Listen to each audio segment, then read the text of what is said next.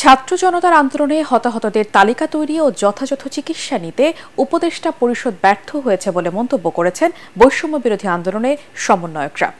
রাতে রাজধানীর পঙ্গু হাসপাতালে আহতদের দেখতে গিয়ে এমন মন্তব্য করেন সমন্বয়ক সার্জিস আলম ও মাহিন সরকার। তারা বলেন, আহতদের চিকিৎসার জন্য যে ব্যবস্থা নেয়ার দরকার স্বাস্থ্য উপদেষ্টা তা নিচ্ছেন না। যেসব ডাক্তার চিকিৎসায় অবহেলা করেছেন তাদের বিচার দাবি করেছেন সমন্বয়করা। ফজলে রাব্বির রিপোর্ট।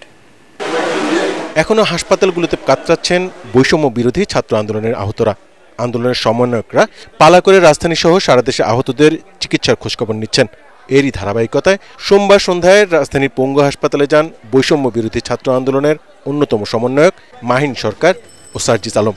পরে তারা সাংবাদিকদের বলেন, আহতদের চিকিৎসা ও পুনর্বাসনের ব্যবস্থা করতে গা ছাড়া ভাব দেখা যাচ্ছে স্বাস্থ্য উপদেষ্টার মাঝে। স্বাস্থ্য আপা যিনি আছেন তার কিন্তু আমরা প্রপার যে ইমপ্লিমেন্টেশন তার কাজের দায়িত্ববোধ আমরা দেখতে পাচ্ছি না।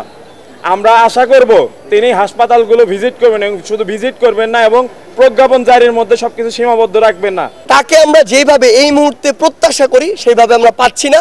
আমরা বিশ্বাস করি যে তিনি যদি মনে করেন যে তিনি ওই পত্রের জন্য এখন তার জন্য টাফ হয়ে যাচ্ছে, তাহলে তার অবশ্যই অন্য একটি চিন্তা করা উচিত।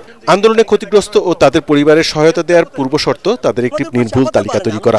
গুরুত্বপূর্ণ এর কাজেও উপদেষ্টা পরিষদ ব্যর্থ হয়েছে বলেও মনে করছেন তারা। আমরা কি অফিসিয়াল বডি, তাদের কথা অনুযায়ী তারা যেভাবে বলছে তারা আমাদের সহযোগিতা চাইতে পারে, দায়িত্ব তো তাদের নিতে হবে। আমরা বিভিন্ন প্ল্যাটফর্মের পক্ষ থেকে এই তালিকাগুলো সংগ্রহ করার চেষ্টা করছি, কিন্তু তাদের জায়গা থেকে এগুলো তো কালেক্ট করতে হবে, এগুলোকে একটি সিকোয়েন্সে নিয়ে আসতে হবে।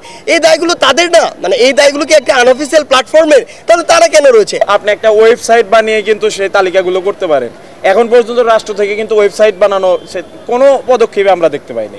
শুধু একবার তিনি ভিজিটে গিয়েছেন ঢাকা মেডিকেল, আর তারপর আমাদের প্রেসারের কারণে।